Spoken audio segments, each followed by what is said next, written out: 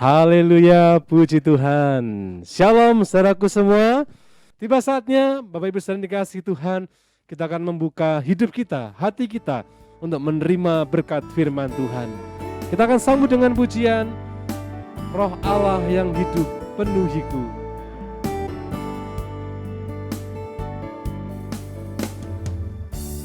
Roh Allah yang hidup penuhiku. Roh Allah yang hidup pulihkanku. Turunlah urapan ke atasku, membangkitkan kuasa-Mu. Roh Allah yang hidup penuhiku. Roh Allah yang hidup pulihkanku. Turunlah urapan ke atasku, membangkitkan kuasa-Mu, membebaskan hidup yang terbelenggu, memulihkan hati mereka yang terluka, serta mencelikkan mata yang buta. Jadikan hidupku alat-Mu, dipenuhi urapan baru, menyatakan kebesaran kuasa-Mu.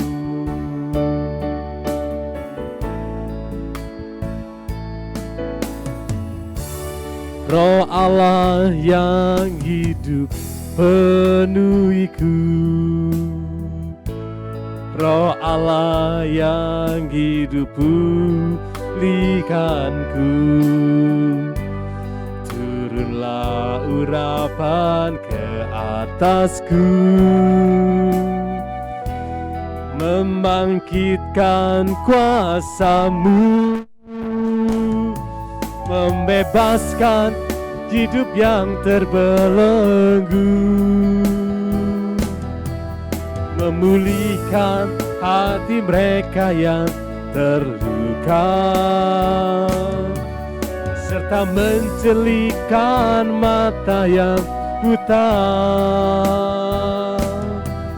Jadikan hidupku alat-Mu, dipenuhi urapan baru, menyatakan kebesaran kuasa-Mu. Membebaskan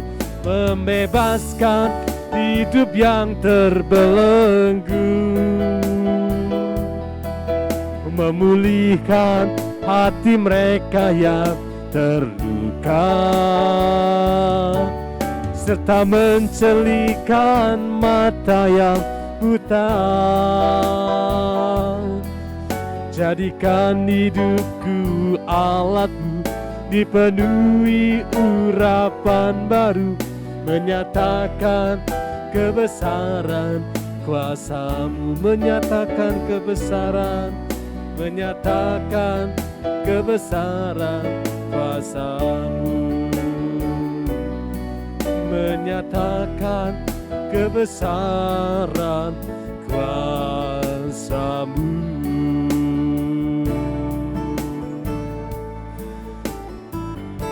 Doa masuk firman Tuhan, saya serahkan kepada Bapak Diaken Juli Raharjo. Tuhan Yesus, terima kasih Tuhan buat kasih kemurahan dan kebaikan yang Tuhan sudah limpahkan di dalam kehidupan kami. Kami bersyukur ya Tuhan kalau pada malam hari ini lewat ibadah online kami dapat memuji memuliakan nama Tuhan. Biarlah persembahan pujian kami menjadi persembahan yang menyenangkan hati Tuhan dan berkenan di hadirat Tuhan. Dan saatnya Tuhan kami siap untuk menerima berkat firman Tuhan. Berfirmanlah bagi kami semua Tuhan, dan berkati kami semua yang tergabung dalam ibadah malam hari ini Tuhan. berikan kami pengertian untuk kami dapat mengerti akan setiap rencana dan kehendak Tuhan di dalam kehidupan kami. Dan kami percaya Tuhan sudah memberkati dan mengurapi Bapak Gembala yang akan menyampaikan kebenaran firman pada malam hari ini. Tuhan berkati dengan kekuatan dan keberanian kepada Bapak Gembala untuk menyampaikan kebenaran firman bagi kami semua, Tuhan. Terima kasih ya Tuhan Yesus, hanya di dalam nama Tuhan Yesus Kristus kami sambut firman Tuhan. Haleluya. Amin. Amin. Terima kasih, puji Tuhan, Diaken Juli Raharjo. Dan segala hormat bagi Allah yang kita sembah dalam Tuhan kita Yesus Kristus. Shalom saudaraku semua, keluarga besar dimanapun Anda berada. Puji Tuhan, iya saya berdoa agar setiap keluargaku dimanapun berada dapat join bersama-sama di dalam ibadah PA Tanya Jawab malam hari ini. Kita ingin melihat hal-hal penting di dalam rencana Allah terhadap gerejanya. Jadi pokok bahasan ini, saudara yang dikasihi Tuhan, untuk menjadi semacam koridor dari pertanyaan-pertanyaan dan semoga jawaban ya bisa mengarah ke sana. Jadi saudaraku yang dikasihi Tuhan, ini gereja di sini bukan bicara merek organisasi sebetulnya, tetapi gereja itu dari istilah Alkitab yang dipakai adalah jemaat. Ya, sedangkan jemaat perjanjian baru itu identik dengan tubuhnya Tuhan Yesus. Ya, Tuhan Yesus kepala dan kita seluruh jemaat ini bagian dari organisme tubuh Tuhan Yesus. Ya, jadi saudara-saudara, kerangka berpikirnya semua ada dalam komando ya kepala, otaknya dari sana.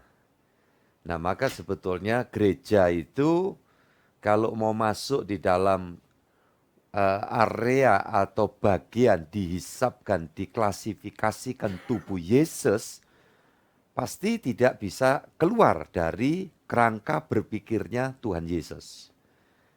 Dalam kita beribadah, cara beribadah, kaitannya ibadah itu bagaimana, kemudian melayani Dia, mengikut Dia, saudaraku yang dikasihi Tuhan, semua ada di dalam kerangka pikiran Tuhan Yesus. Dan itu semua termaktub. Nah, ini istilah rada lama berkait dengan istilah hukum ya. Termaktub di dalam ayat-ayat firman kebenaran itu. Jadi tidak bisa walaupun yang namanya liturgi ibadah bebas bisa dilakukan, tapi tetap juga ada ya koridornya. Kita tidak bisa umpamanya dengan hal-hal yang tidak seperti yang dipikirkan Tuhan. Intinya apa dulu? Ialah pemuliaan kepada Tuhan. Ucapan syukur, ya, ibadah itu. Kemudian kaitan dengan apa yang kita peroleh adalah kita mendapatkan komando dari Sang Komandan, Tuhan kita Yesus.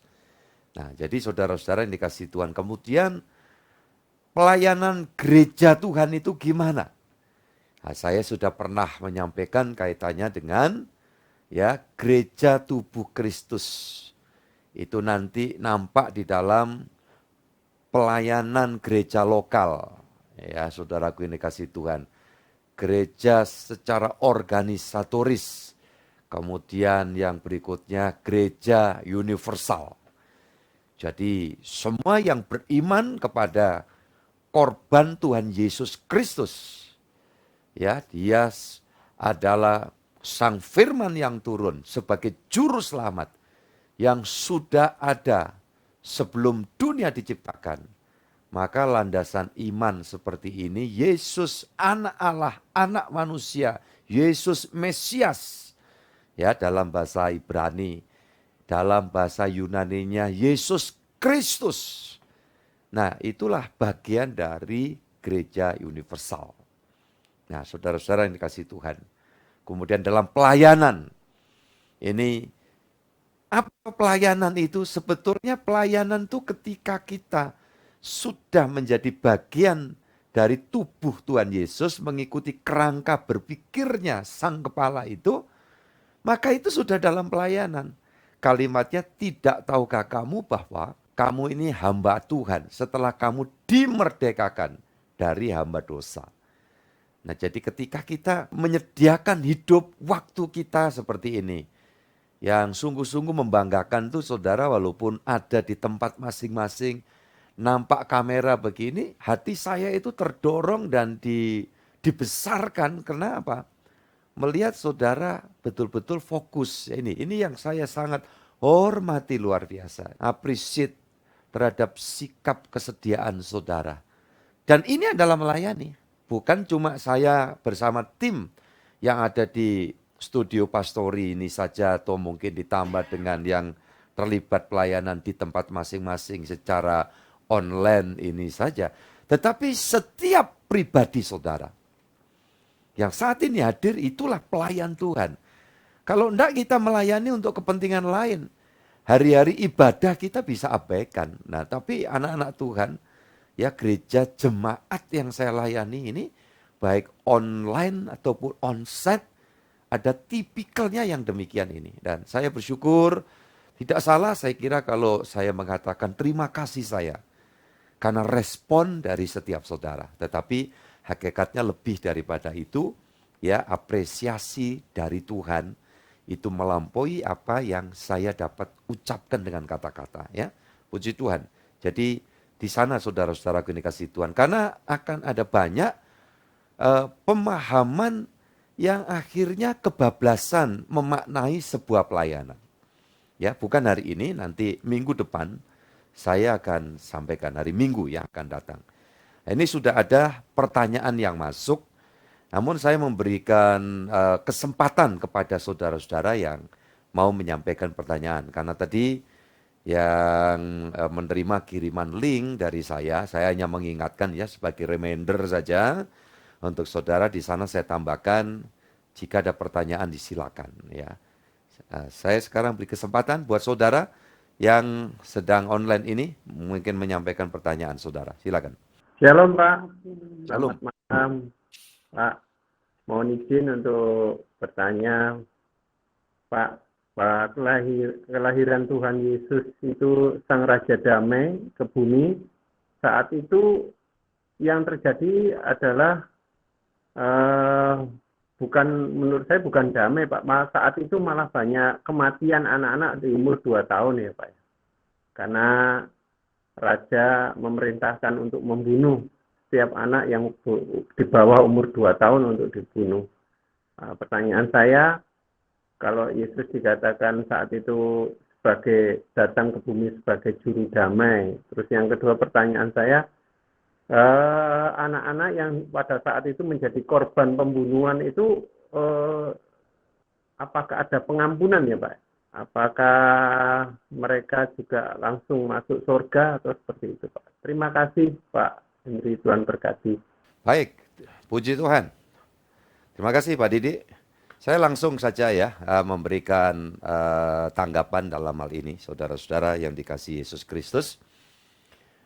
Yesus Raja Damai adalah mendamaikan manusia ya dengan dirinya, dengan Bapa ya. Saudara-saudara, dengan sorga. Ini yang paling perlu dipahami. Jadi damai bukan dalam pengertian tidak ada sesuatu yang terjadi di dalam kehidupan. Sama sekali tidak. Faktanya itu sampai hari ini. Saudara yang dikasihi Tuhan. Nah, ketika bicara tentang suatu rasa yang ada di dalam, itu dari sisi lain, di mana Tuhan memberikan energi sorga yang namanya sejahtera. Jadi memang kriteria kata damai, perdamaian, ya damai, tidak terjadi suatu peperangan dan lain sebagainya, tentu itu jauh dari pikiran Tuhan, menurut pemahaman saya. Makanya Tuhan Yesus juga di satu kesempatan bisa searching ayatnya bahwa aku datang tidak membawa damai, aku datang membawa pedang, ya. Tapi ingat, ini perlu dicatat di garis bawahi bahwa membawa pedang itu bukan dalam arti pedang peperangan. Ya, yang seperti sempat dikemukakan oleh dari Cokro TV ini, Ade Armando, ya, yang sudah dikomentari oleh beberapa pelayan-pelayan Tuhan. Dalam hal ini yang memberikan pelayanan pembelaan terhadap iman Kristen, dijelaskan karena terkesan waktu itu tokoh, ya, pegiat sosial, memang sih niatnya bukan ingin menohok kekristenan. Hanya saja ingin mensejajarkan kekristenan itu dengan agama-agama lain yang berkait dengan membawa suatu aura peperangan.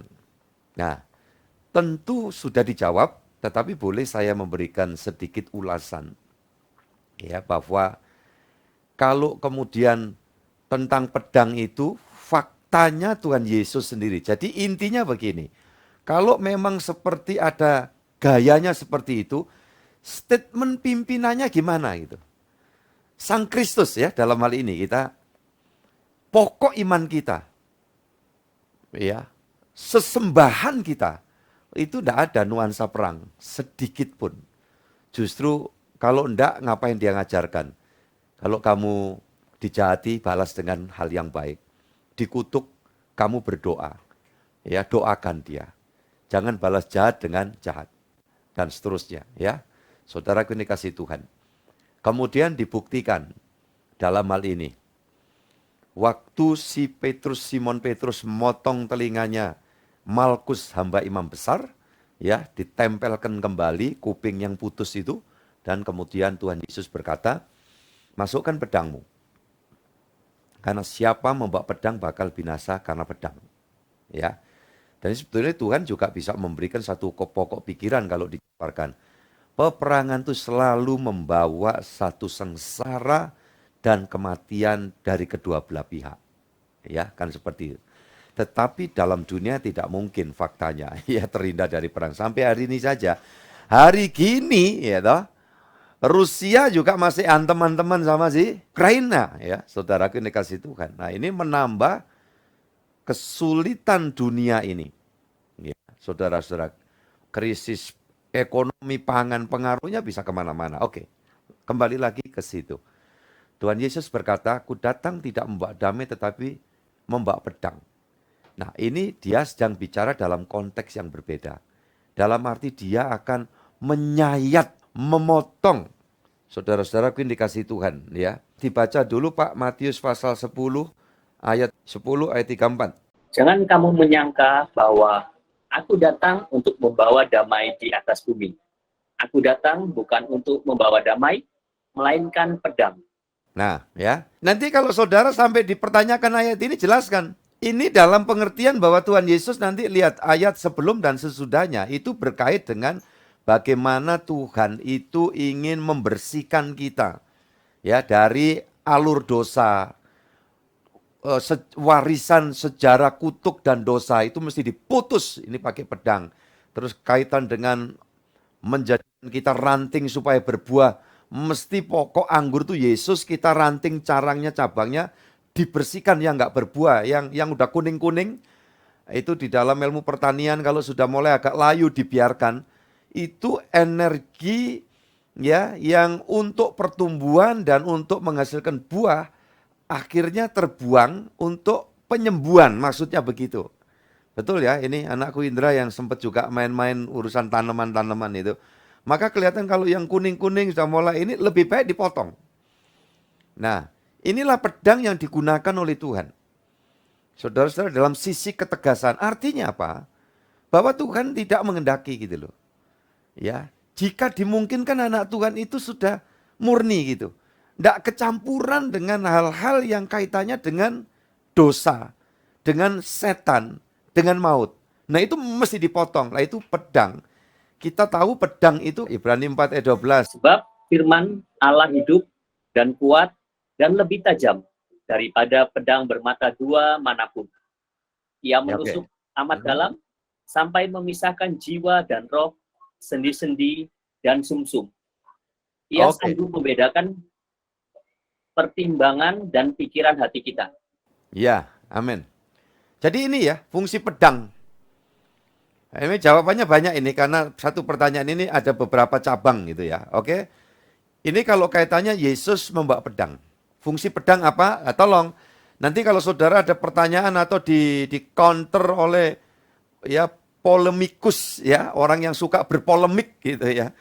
Nah, lucu kadang-kadang ya. Dia tunjukkan hal-hal yang kebenaran yang dia yakini gitu masih mending. Tetapi enggak, ada orang-orang yang senengannya itu mencari-cari persoalan di apa yang dipercayai oleh orang lain. Lah buat kita Tuhan Yesus tidak mengajarkan seperti itu ya. Tapi itulah yang terjadi. Ya, itu menunjukkan bahwa ketidakjelasan yang diyakini itu. Sehingga dia berpaling ya, ini membuat pola untuk mencari-cari persoalan orang lain atau yang dipercayai oleh orang lain. Nah, tetapi mau memaksakan prinsip yang dipercayai terhadap kepercayaan orang lain. Nah, itu jelas gak bisa dong. Makanya kita kan tidak perlu berpikir agama lain itu menurut cara berpikir agama kita. Kan gitu kalau kita ngomong agama ya. Ini pelajaran sekaligus. Karena kita ini sekarang mesti bergerak di dalam memberikan satu jawaban. Itu kesempatan. Orang Kristen itu kalau ditanya jangan minder. Nah makanya pendeta itu harus latihan begini gitu loh. Walaupun juga belum tentu bisa jawab semua. Tapi saya bilang ya ayo kita belajar bareng gitu. Lah kalau ada pendetanya itu minder ditanya itu jemaatnya kayak apa? Maaf ya, saya kalau sudah gini ini nggak nata bahasa ya. Pokoknya sampean ngerti semua gitu loh ya. Ketemu di teman kerja, di kantor, di sawah waktu kita berkebun, ya kan, arisan, kuliah, sekolah. Ini cucu-cucuku semua. Jangan minder. Makanya kekristenan itu tidak diajari Tuhan untuk mencari ya persoalan-persoalan orang lain. Tetapi kita ingin mengemukakan keunggulan kekristenan itu apa. Nah Kristen harus tahu itu. Jadi jangan kayak ya Allah mau melayani ini, mau melayani itu. Tetapi begitu kena pertanyaan, ya langsung minder, kelepek-kelepek. Ya nggak tahu ya itu pendeta saya sih katanya gini lah. Itu jangan. Wong dasarnya ada Alkitab ini. Jadi kaitannya dengan pedang ini ya. Nanti kalau saudara ada pertanyaan, weh Kristen itu percaya Yesus ngomong aku bawa pedang gitu kok katanya Raja Damai gitu ya kan. Nah ini pertanyaan ini bagus sekali, terima kasih ya pertanyaan ini. Jadi saudara-saudara yang dikasih Tuhan, ini urusan pedang udah jelas. Urusan damai ya, Yesus sebagai Raja Damai, coba kita baca Roma 5 ayat 10.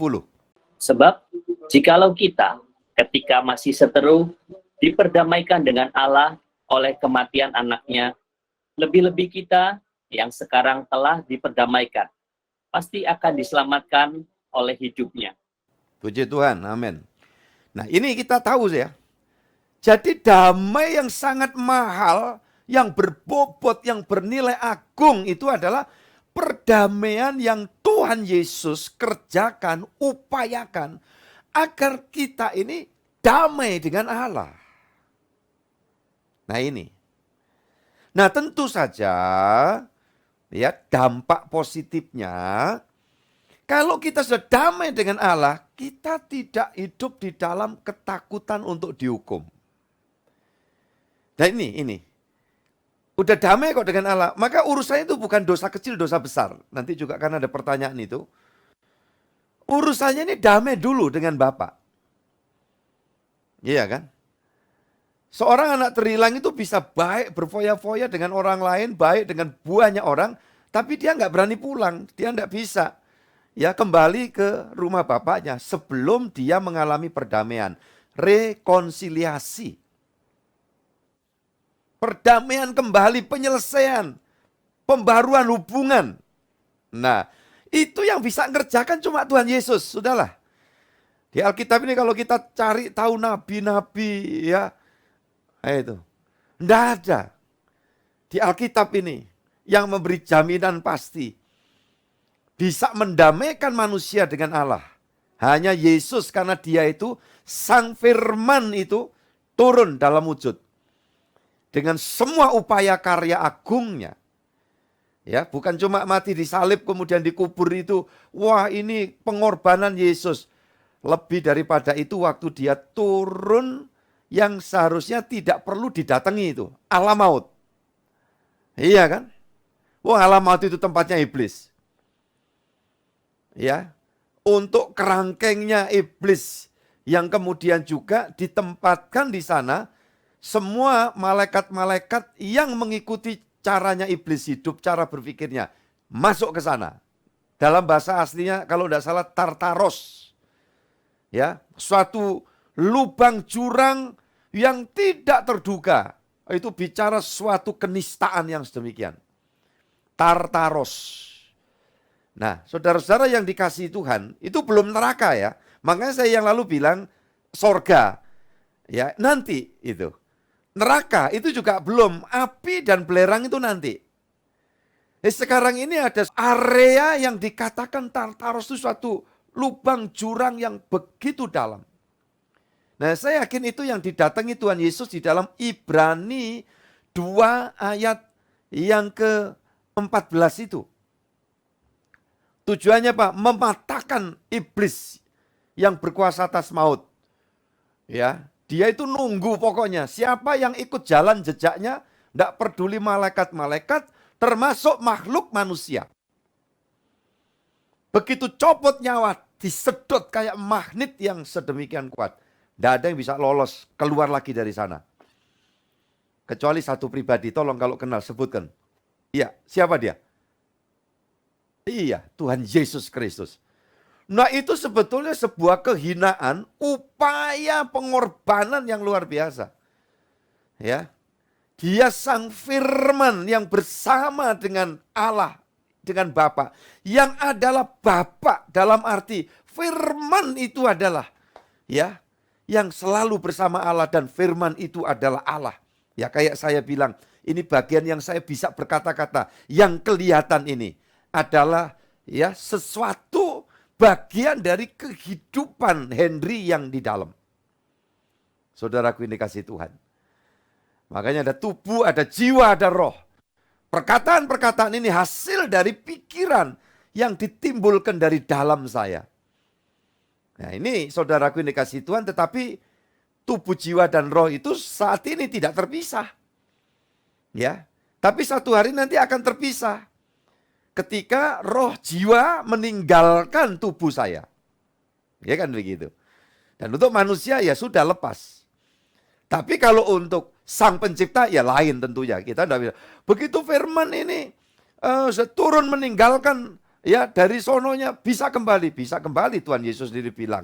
Nanti juga aku akan kembali kepada Bapa. Karena aku memang diutus dan keluar dari Bapa. Apa yang keluar dari Bapa itu? Firman, sang firman itu. Saudara-saudaraku yang dikasih Tuhan. Ya, jadi ini sedikit untuk saya memberitahu. Dan dia melakukan semua yang sedemikian itu. Ya, sengsara derita untuk mendamaikan antara kita dengan Tuhan. Maka kalau ini sudah damai dengan Tuhan, berarti kita sudah tidak ada hubungan lagi dengan setan.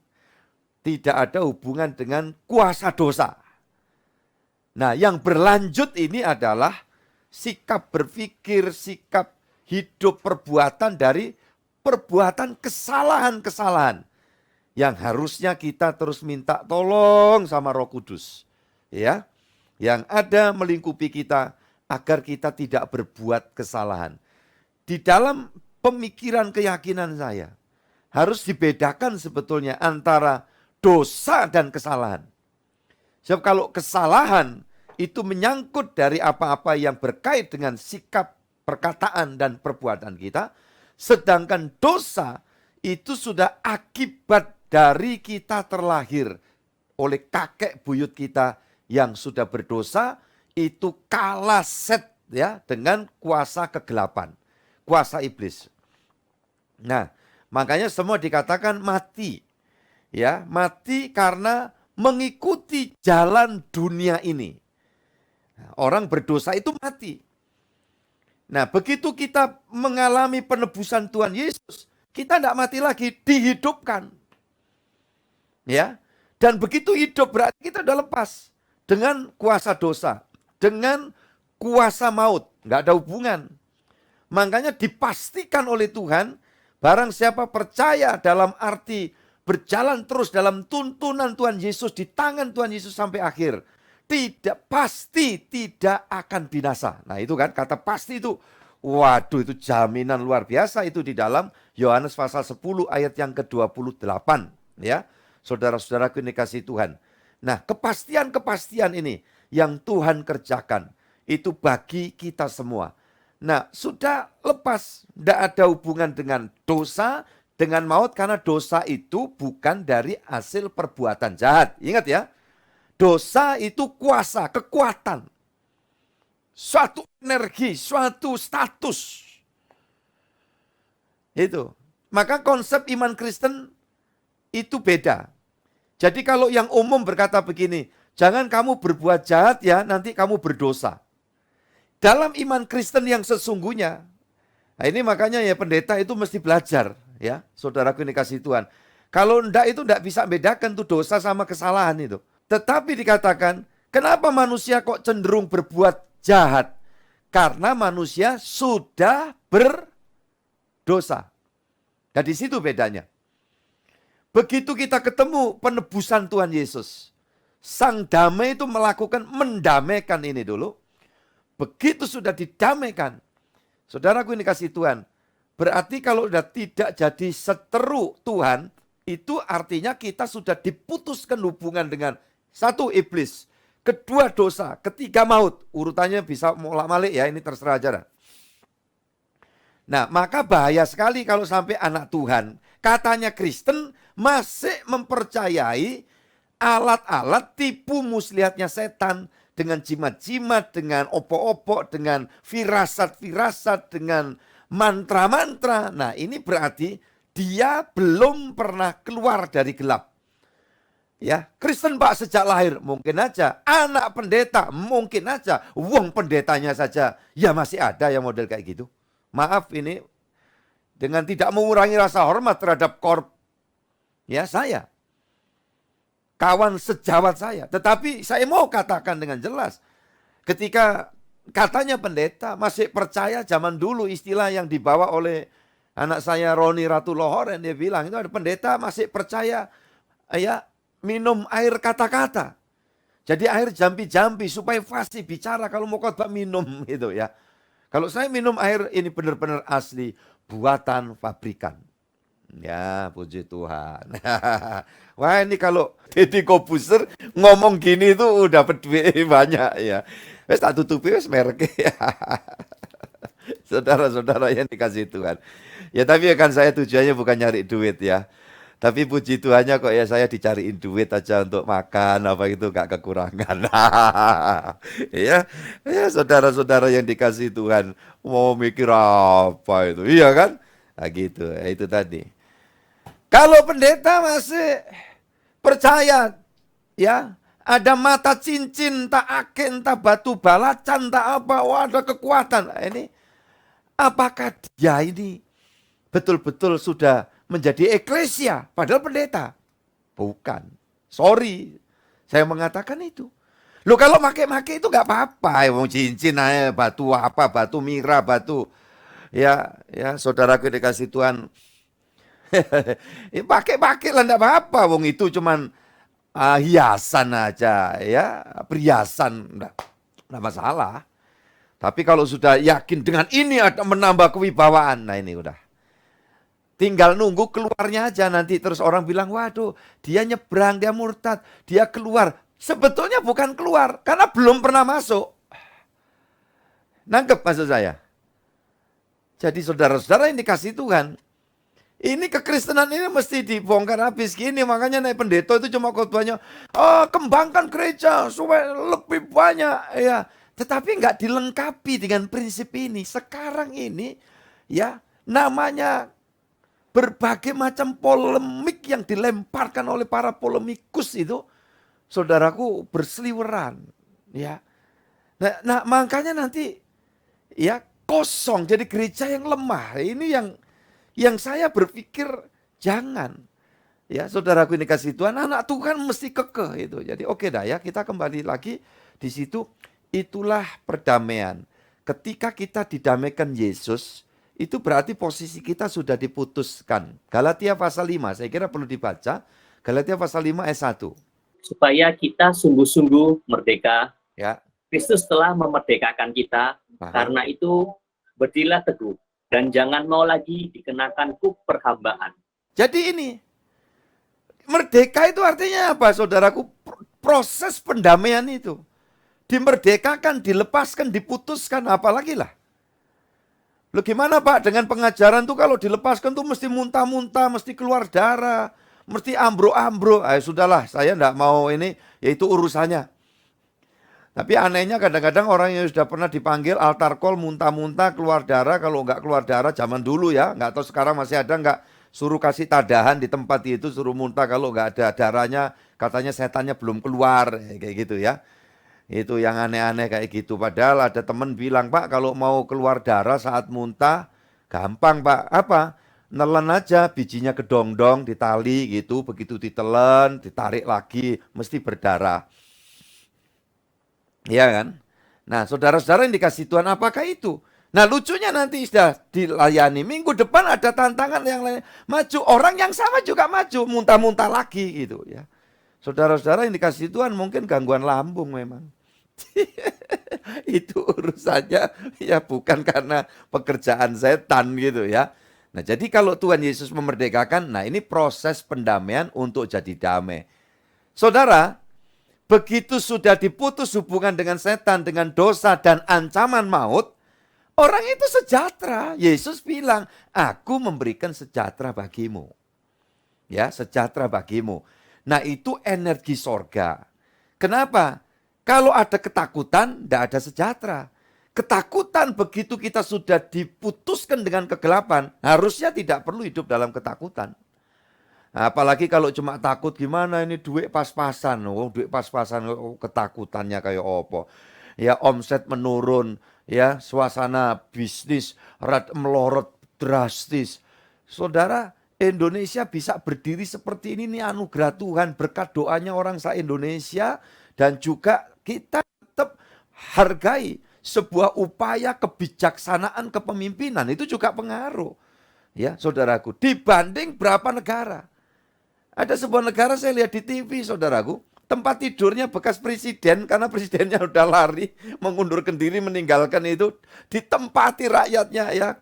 Kolam renangnya apa mandi-mandi di situ, pikirnya kapan mandi di kolam renangnya. Ya presiden, paling enggak kan bau-bau bekas keringetnya gitu ya. Loh keadaannya sama kayak gitu loh saudara. Nah karena peperangan ya Ukraina dan Rusia itu, di mana ini negara yang pemasok bahan pokok yang paling utama di sebagian penduduk bumi, gandum dan lain sebagainya. Nah saudaraku kesulitan sekarang, proses pengiriman dan sebagainya terganggu. Harga-harga naik semua. Sekarang nanti kaitannya dengan krisis ya, barangkali minyak bumi dan sebagainya. Nah, coba kalau tidak berkat Tuhan selama ini loh, Pertalite yang kita beli 7.000 sekian itu kalau bayar sesungguhnya 17 sekian kalau tidak salah. Ribu saudaraku ini kasih Tuhan. Nah jadi ini kalau kita mendengar umpamanya proses subsidi akan dikurangi dan sebagainya ya kita bersyukurlah ya kasarnya. Kita kalau ngomong sederhana gini, Tuhan kalau ngasih kendaraan perlu bensin dan memang belum bisa dikonversi untuk diganti air degan, ya pasti Tuhan akan menyediakan bahan bakarnya. Ya kan gitu kan, saudara kasih Tuhan. Nah mungkin kalau saudara bisa dipakai oleh Pak, seperti Pak siapa, bisa membuat inovasi ya. Saudara-saudara diisi air gitu ya. Terus ada alat yang lalu sempat viral itu, nggak tahu gimana itu kalau bisa betul-betul dikembangkan, dan tidak ada suatu resiko yang membahayakan, kenapa tidak ya? Cuma diisi air gitu aja, ada proses kimiawinya. Saudaraku ini kasih Tuhan 1 liter bisa berapa jauh, berapa kilometer, ya itu bagus. Saya yang sedang berpikir ini, tapi kalau saudara mau mempraktekkan juga silakan sih sebetulnya. 1 liter bahan bakar itu bisa 50 kilometer ya, cuma harus dicampur. Campur apa Pak? Campur dorong. Ya, kalau motor ya campur nonton gitu ya, saudara-saudara yang dikasih Tuhan. Tapi ya kita bahasa gampangnya itu ngapain kita kepikiran teman-teman. Ya kalau memang diperlukan mobilitas, diperlukan ya masa Tuhan tidak ngasih ya untuk kita bisa beli bahan bakar ya kan gitu. Tetapi juga perlu bijaksana kan. Kita tidak boleh awut-awutan di dalam kehidupan ini. Dan kita bersyukur, ini intinya adalah bersyukur bahwa kita menjadi bagian dari keluarga besar Indonesia yang jumlah penduduknya ini nggak tahu lah kurang lebih mendekati mengarah ke 300 juta nanti ya kan. Ini masih eksis seperti ini saudara yang dikasih Tuhan. Ya makanya yuk sehati doa lah ya. Kalau kita itu mengedepankan keperbedaan, prinsip pandangan apa terus gegeran, itu buang energi dan setan akan tepuk tangan. Ya, kita kembali lagi ke pokok bahasan kita saudara-saudara yang dikasih Tuhan ya. Ini adalah ucapan syukur kita. Yang penting bagaimana kita membawa di dalam kehidupan ini, tahu Tuhanlah yang membuat kita diperdamaikan, tidak perlu hidup di dalam ketakutan. Karena roh yang di dalam kamu, ya, ini ada ayatnya itu di 2 Timotius 1 ayat 7, lebih besar dari semua roh yang ada di dalam dunia ini. Tidak ada ketakutan lagi. Tidak ada ketakutan itu artinya sejahtera. Ya, makanya saya mengatakan sampai pada puncaknya buah karya dari Sang Raja Damai itu hidup dunia sama meninggalkan dunia bagi orang beriman sama. Kenapa? Disertai Tuhan. Kita berangkat meninggalkan dunia bareng sama Tuhan. Di Firdaus dan di sorga sana nanti juga selalu bersama-sama dengan Tuhan. Di mana bedanya? Tidak ada bedanya. Oke, ya, sampai di situ. Bagaimana dengan anak-anak yang waktu itu? Kan di sana notabene ini adalah anak-anak orang-orang Israel. Ya kan, 2 tahun ke bawah laki-laki dibunuh. Nah, kita kembali kepada prinsip kebenaran Alkitab. Bahwa Israel dalam hal ini, Israel yang ada di Alkitab itu adalah ya bangsa yang terpilih. Ya, bangsa pilihan dari keturunan Abraham. Maka dalam hal ini, andaikan berkait dengan orang-orang anak-anak yang meninggal ini dari keluarga beriman. Contoh seperti dalam beberapa saat ini kan 3 pasang suami istri yang diizinkan Tuhan dikaruniai ya, ada yang baru sekian bulan tidak mengembang janinnya ya, dokter bilang kiret. Ya, kemudian yang satu lagi begitu terlahir prematur pagi, sorenya Tuhan bawa pulang. Ada yang terlahir kemudian dalam kondisi ternyata sesungguhnya sosok pribadi anak terkasih ini sudah dibawa pulang. Jadi dalam hal ini saudara-saudara yang dikasih Tuhan, bagaimana tentang kematian yang dialami oleh setiap makhluk hidup itu semua ada di dalam koridor Tuhan. Dalam prinsip-prinsip seperti ini tetap akan ada suatu pertimbangan ilahi.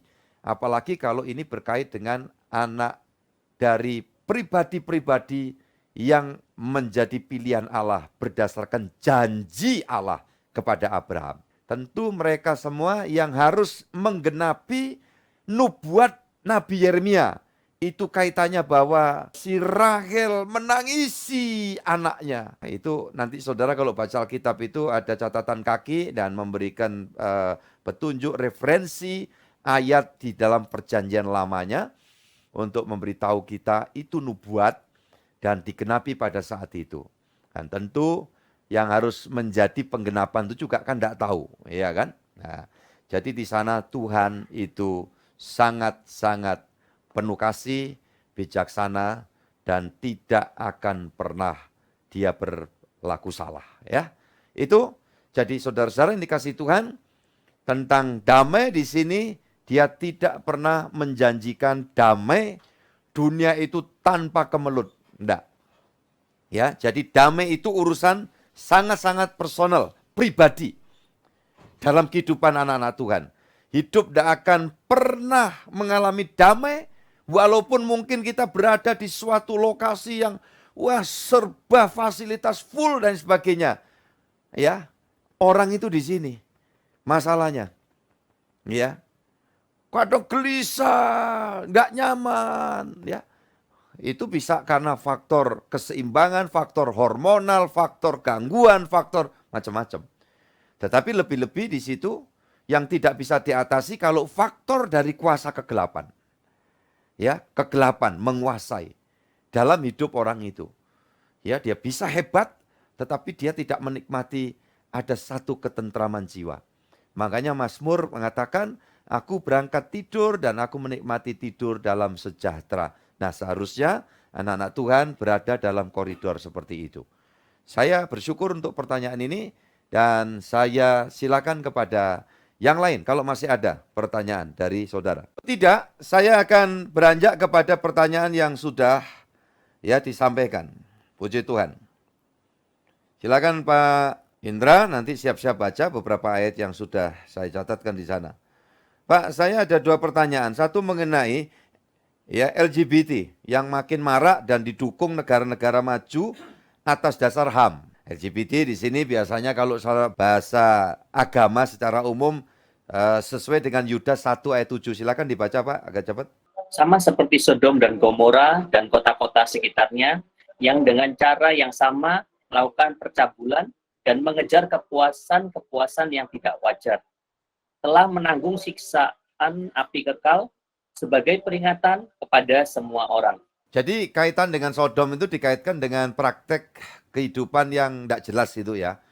Ada homoseksual, ada berbagai macam dah. Itu penyelewangan, penyimpangan seks di dalam kehidupan manusia yang seharusnya tidak demikian. Nah, saudara-saudara yang dikasihi Tuhan, beberapa negara mengizinkan bahkan perkawinan sejenis ya, kita tahu. Kemudian saya belum pernah ketemu langsung ya, karena saya belum sempat di negeri itu. Dikatakan bahkan pendeta pun juga ada yang kawin sejenis. Nah, ini seru ya. Jadi saudara-saudara yang dikasihi Tuhan, dan itu fakta.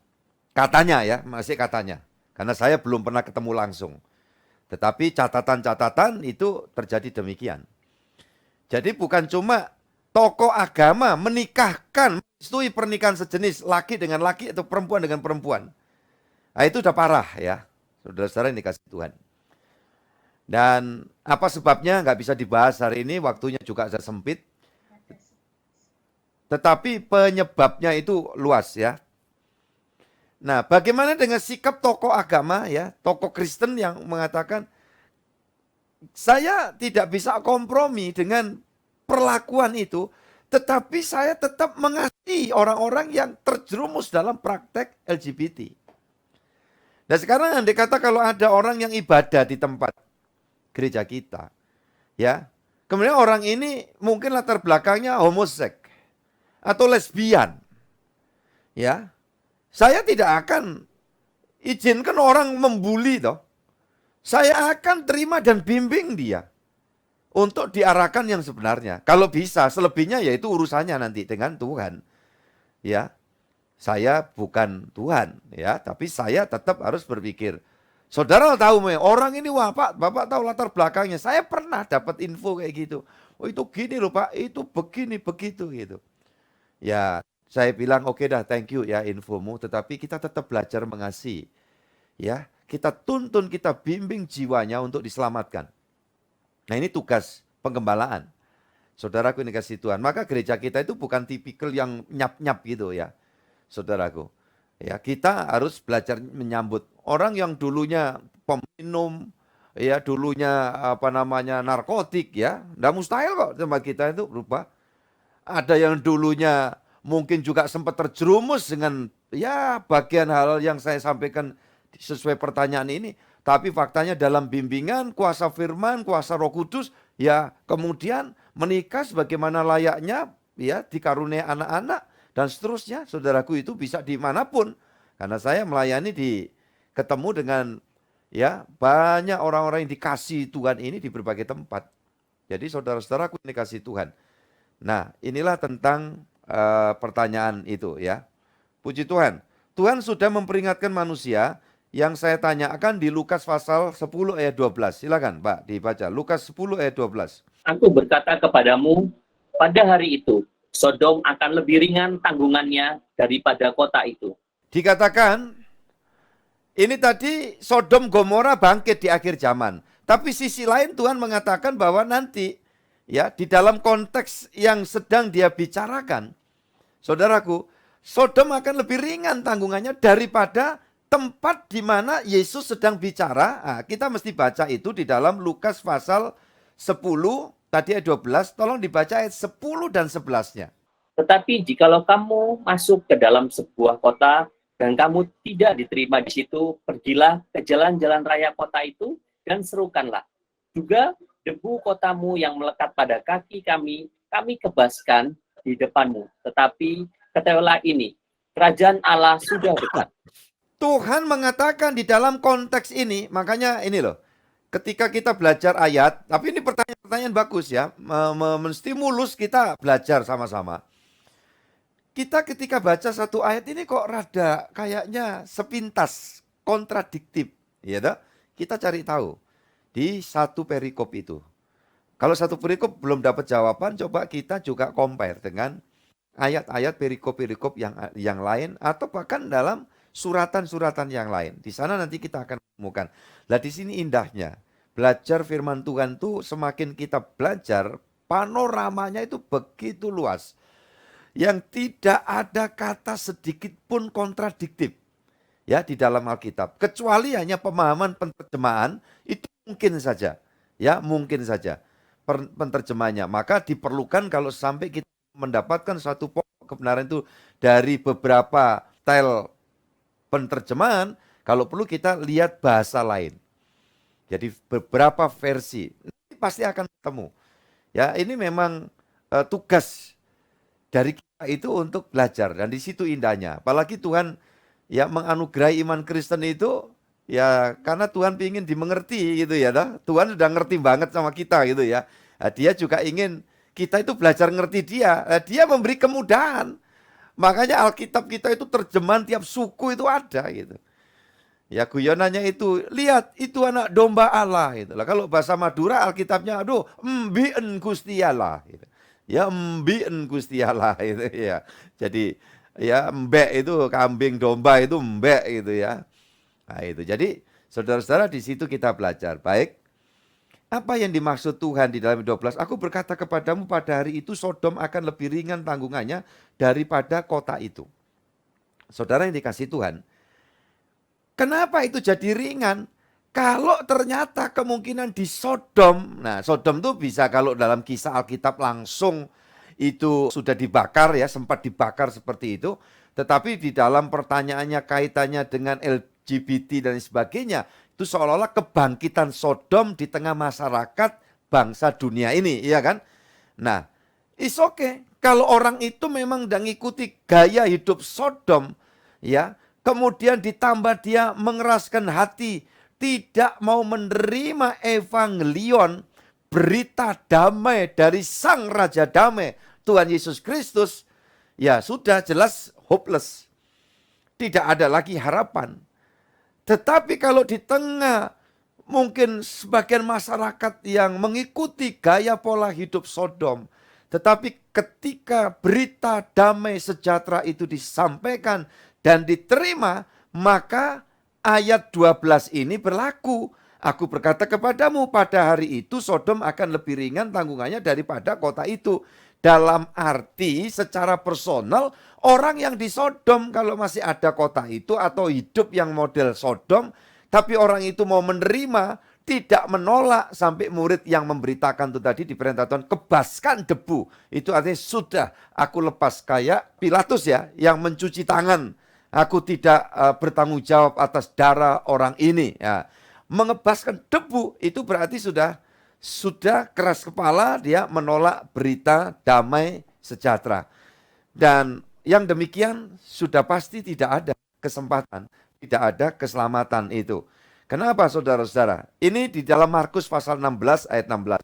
Evangelion itu artinya berita damai, berita sukacita. Ya. Nah, kalau orang menerima itu walaupun di tengah Sodom ya dia tertolong gitu loh. Oke, ringan itu. 16 silakan. Siapa yang percaya dan dibaptis akan diselamatkan, tetapi siapa yang tidak percaya akan dihukum. Nah, percaya apa ini? Roma 1 ayat 16. Sebab aku mempunyai keyakinan yang kokoh dalam Injil, karena Injil adalah kekuatan Allah yang menyelamatkan setiap orang yang percaya. Pertama-tama orang Yahudi, tetapi juga orang Yunani. Injil itu kekuatan Allah. Injil itu apa? Evangelion, berita sejahtera. Kok kekuatan Allah? Iya.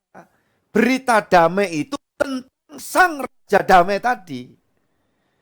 Siapa menerima dia mengalami penyelesaian masalah yang paling besar, yang paling dahsyat. Yaitu musuh Allah diperdamaikan. Kan tadi kan ayatnya. Jadi saudara-saudara yang dikasih Tuhan, kalau sampai kemudian entah kota anu apa, dikatakan orang-orang pribadi ya menolak lawatan sang raja damai yang mengusahakan perdamaian kita dengan Allah, nolak, ya boleh buat. Ya sudah, berarti ini. Tetapi walaupun mungkin di tengah-tengah gaya hidup Sodom, segelintir orang yang menyambut ya keselamatan itu, kuasa Injil itu, ya dia diselamatkan, lebih ringan bebannya. Pasti dong. Tuhan Yesus berkata, ya, aku memberikan sentosa kepadamu, datanglah kepadaku. Terimalah kuk yang kupasang, karena bebanmu pun ringan. Ya, hidup memang masih harus menghadapi tantangan, goncangan. Tetapi kalau kita menerima kuk, ya, menerima tuntunan Tuhan, itu pasti ringan. Artinya ringan apa? Pasti bisa mengatasi semuanya. Makanya Paulus kemudian ngomong, pencobaan-pencobaan yang kamu alami tidak melebihi dari apa? Iya dong, kekuatanmu. Makanya saudara yang sedang menghadapi masalah, menghadapi gangguan kesehatan, kalau masih dikasih hidup, semua bisa dilewati. Gangguan demi gangguan, operasi sempat harus dijalani. Bahkan bukan operasi kecil tok Pak, plus operasi besar Pak. Tapi kalau Tuhan masih tidak menuntun, memberi kesempatan melayani ya di dalam dunia ini, tidak ada yang mustahil. Yahweh Rafa, Tuhan sang penyembuh, terjadi atas setiap umatnya, hamba-hambanya. Yang percaya angkat jempol, katakan amin. Apalagi kalau cuma persoalan biaya hidup, asal kita masih tetap mau mengusahakan sesuatu. Jangan takut, jangan kecil hati, ya kan?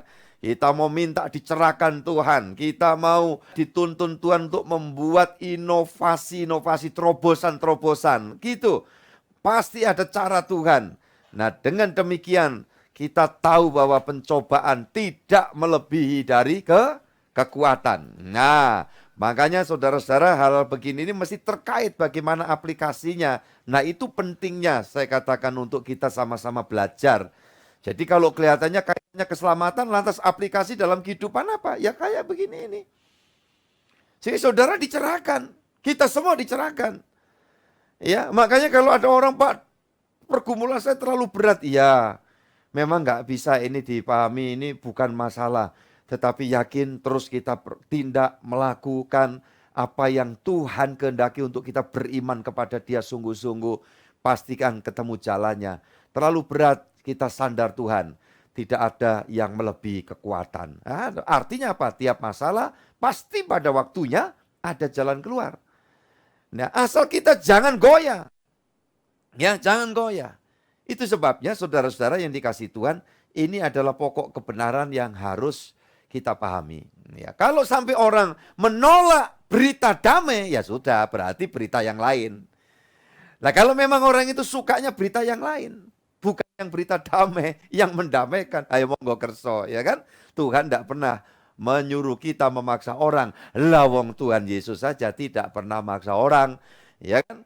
Dalam dia mengusahakan penyelamatan, dia tidak bawa golok atau guada yang gede. Ayo, percaya enggak gitu? Enggak ada itu.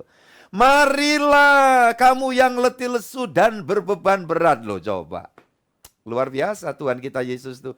Enggak ada kereng-kerengnya loh kalau urusan itu. Ya. Luar biasa ya. Puji Tuhan, makanya kita bersyukur punya juru selamat yang bukan yang garang, bukan yang seneng perang, saudaraku.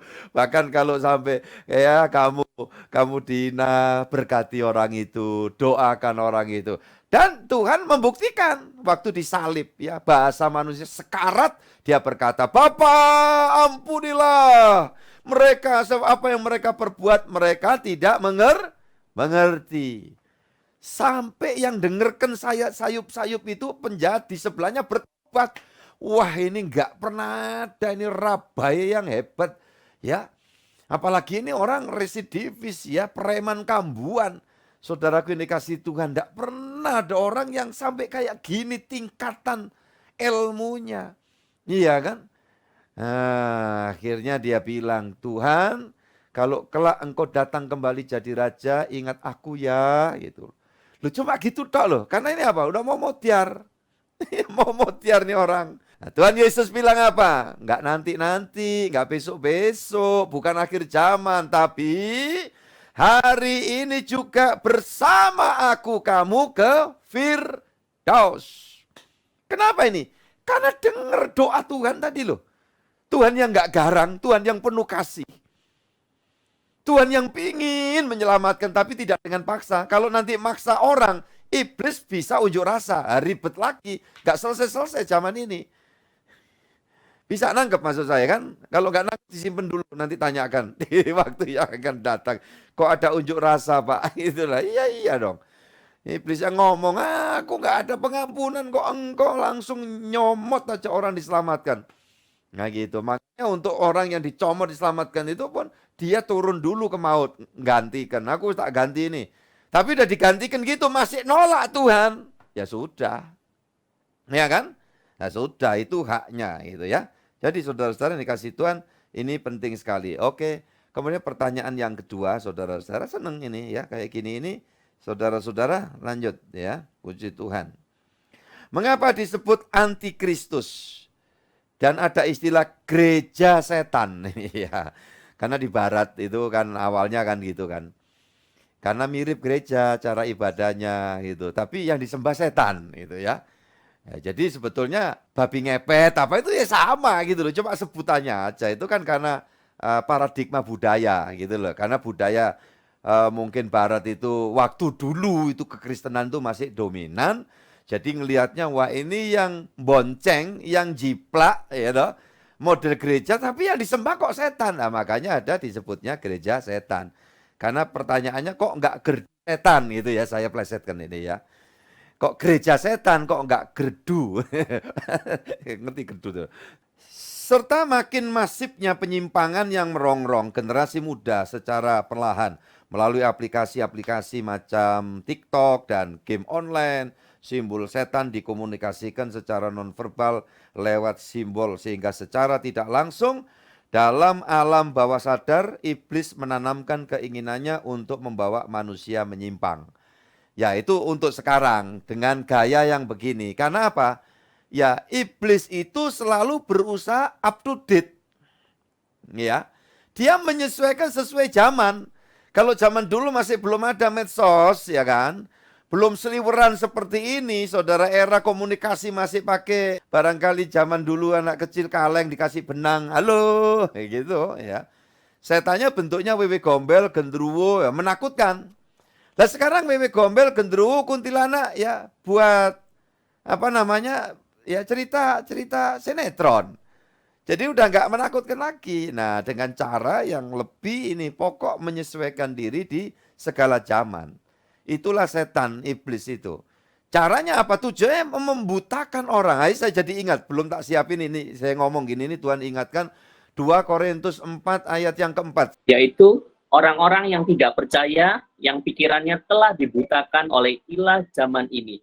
Sehingga mereka tidak melihat cahaya Injil tentang kemuliaan Kristus yang adalah gambar Allah. Jadi targetnya ini, misi kuasa setan, iblis, demit, wewe gombel, apapun namanya, adalah ingin membutakan akan orang tidak menerima dan mengalami kuasa evangelion.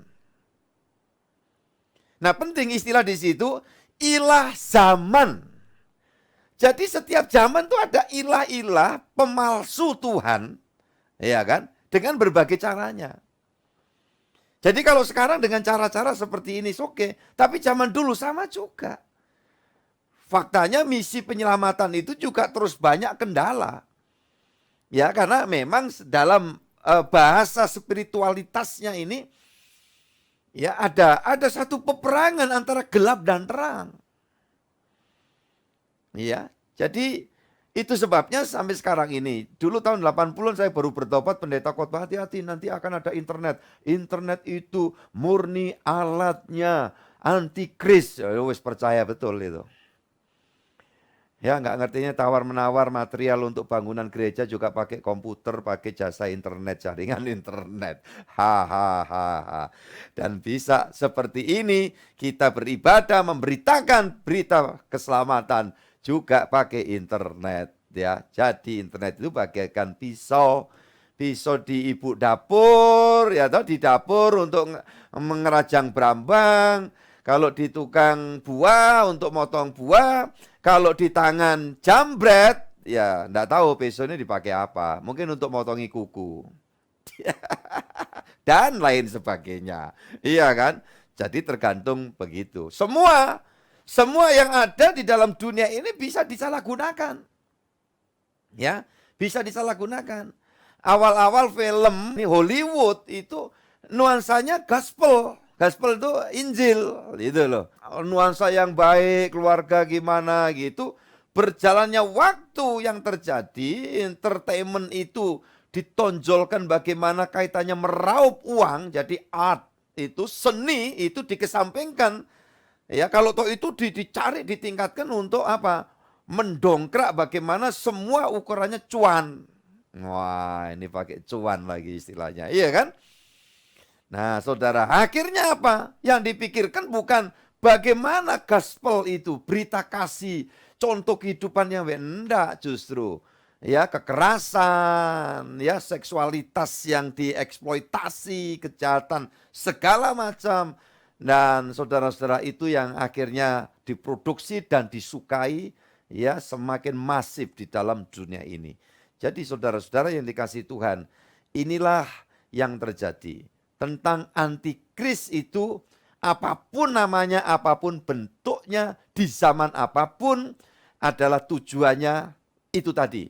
Ingin membutakan orang agar buta dan tidak berjumpa Kristus. Dan dia berusaha yang sudah dimelekkan Tuhan. Kalau tidak waspada ini akan berusaha dikaburkan. Ya, akan dibuat katarak secara rohani. Nah maka hati-hati. Ini caranya halus, saya kena katarak secara nyata itu juga nggak pernah berasa makbret gitu, enggak. Kok lama-lama kok tambah burek, tambah lihat awan gitu. Ketemu orang disapa tetangga sampai dikomentari mungkin oleh jemaat. Pendeta kita itu sekarang sombong, kenapa? Kita udah manggut-manggut, udah ya nyapa jarak jauh, ya beliaunya buang muka. Nggak ngerti saya katarak saudaraku. Ya nggak kelihatan. Ya kelihatan kira-kira gitu waktu itu. Nah, cara setan itu juga begitu, dalam pengertian secara rohani itu dia nanamkan dengan berbagai cara. Makanya harus memiliki idealisme. Idealisme yang paling utama, yuk nempel sama Tuhan dan firman-Nya. Dan kita terus belajar melewati segala kekurangan, segala macam ya kesulitan dan bahkan kegagalan yang sudah pernah kita lalui. Jangan pernah kita mandek, tapi kita terus semangat untuk memberikan roh kita berkobar-kobar seperti di dalam Roma pasal 12 ayat yang ke-11. Ayo kita selesaikan ayat itu dan kita akan akhiri pertemuan ibadah kita. Janganlah hendaknya kerajinanmu kendor, biarlah rohmu menyala-nyala dan layanilah Tuhan. Amin. Tuhan memberkati kita semuanya. Sampai jumpa doa pagi bersama Yesus. Mari kita tunduk kepala dan berdoa. Kami bersyukur Tuhan, karena saat ini kami dapat bersama anak-anak-Mu secara online di dalam ibadah PA hari ini. Kami bersyukur kami dapat kesempatan belajar. Dan kami yakin Roh Kudus akan membangun kami menjadi tumbuh dewasa di dalam Tuhan. Sesuai dengan kerangka berpikir ilahi.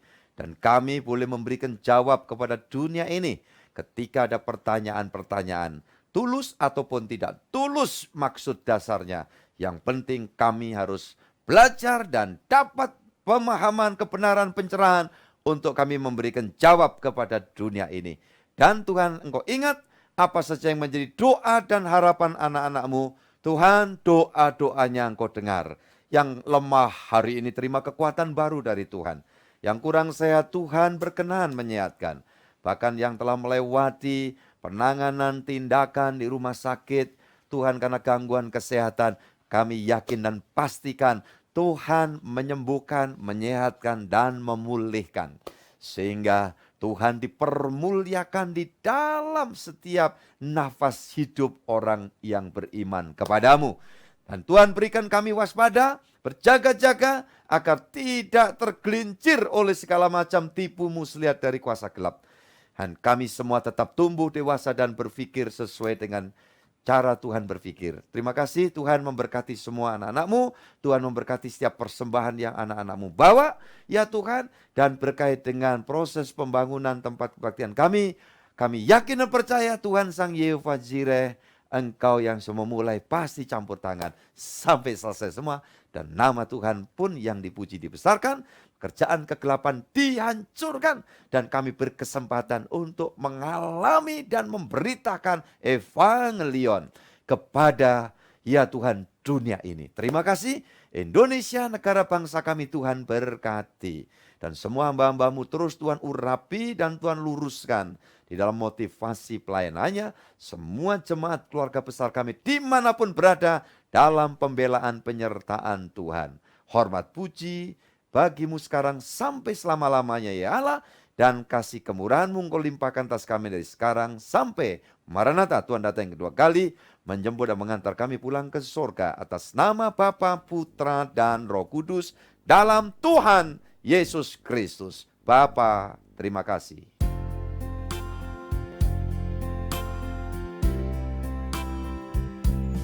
Bapa, terima kasih.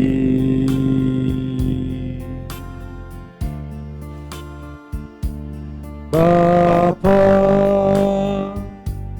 terima kasih.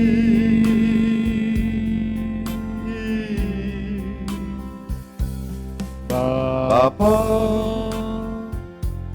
di dalam surga,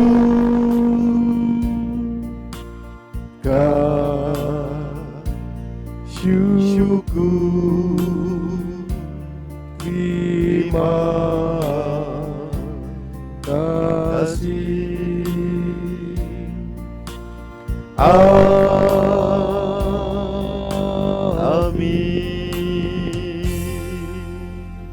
Amin.